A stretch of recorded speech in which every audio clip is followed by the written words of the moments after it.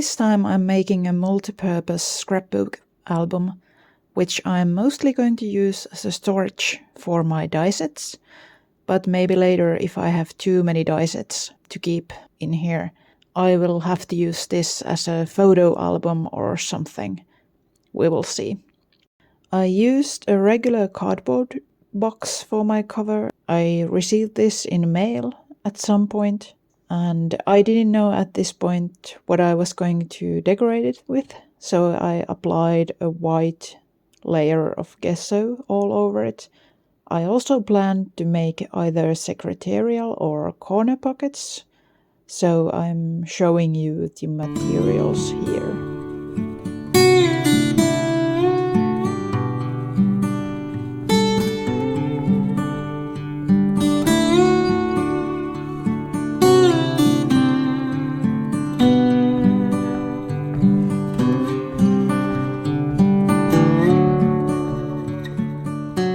This is not a tutorial, but I wanted to show you my process anyway, in case it helps somebody out with theirs. But please be aware that I'm making a ton of mistakes along the way, and I didn't edit them out. I want to be real here. What you see here is what you get with me. I don't measure much, and I hardly ever am precise with anything, because in art especially I feel like I want to just let go and not mind details so much. Of course you can see me measure something during this project, but mostly I just eyeball stuff.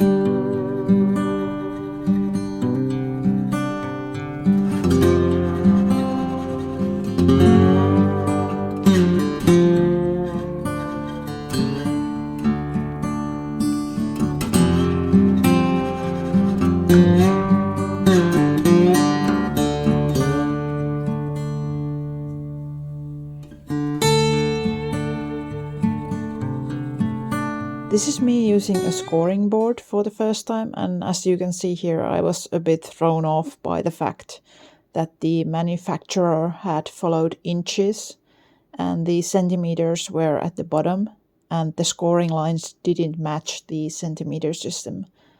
So these scoring lines are now uneven, but what the heck, it doesn't really matter. Like I said, it's not about millimeters or getting things just right and pretty. I don't care. As long as things work and, don't fall apart immediately, I don't really care. If you have never seen a scrapbook album made before, this is me making the hinges, the spine of the book. The pages will be attached to the hinges later on.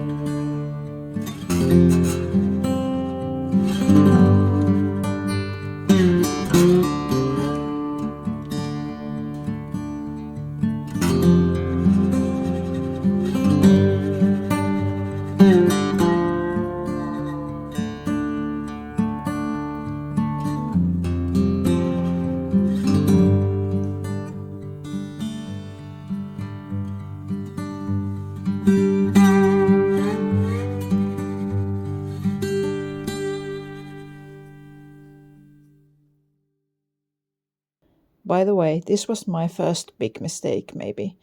I didn't consider how the hinges should be shorter than the cover's spine, so I will have to trim this contraption later on.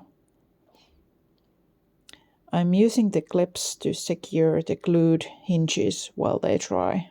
This took some time. unfortunately.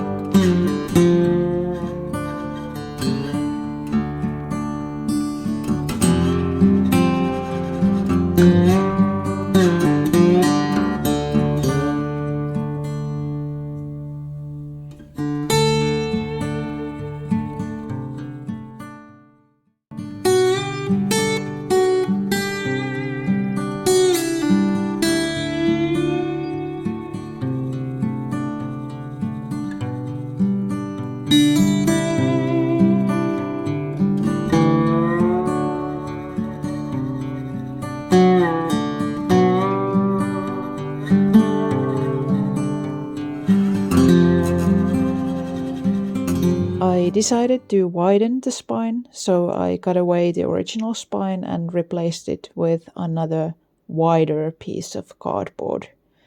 I didn't bother gesso it this time since I knew I wouldn't paint over it.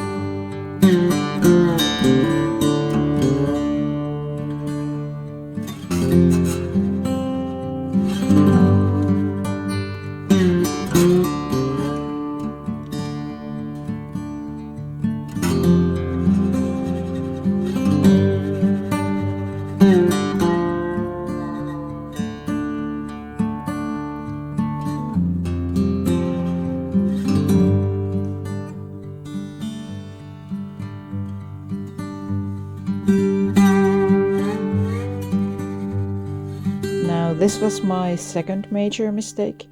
I glued the inner lining paper straight onto the covers and didn't consider that at this point I had already decided to cover my cover with fabric. So ideally I would have glued in the fabric first and then these lining papers. But, oh well, I will live with it. It does not look too bad in the end, as you will later see.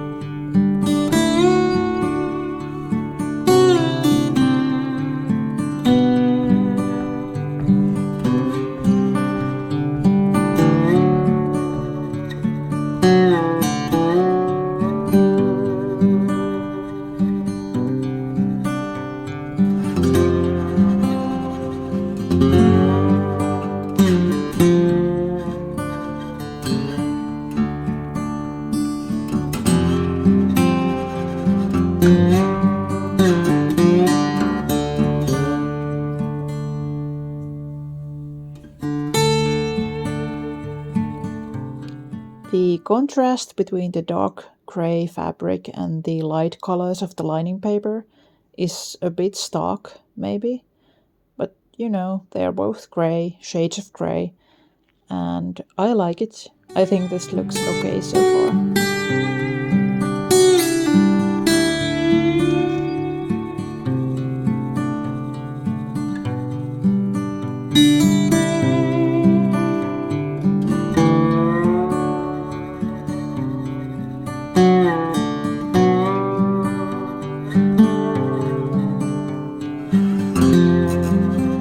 By the way, if you're wondering, like I said, I'm making this scrapbook album for the first time, so I have no idea what I'm doing.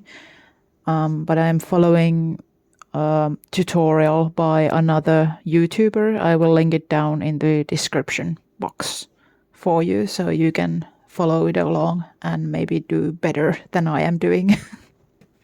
Since I'm not following the tutorial that much, at least in this beginning cover portion, if you have any questions about my process or anything, just leave them down below in the comments and I'll try to give answers the best I can.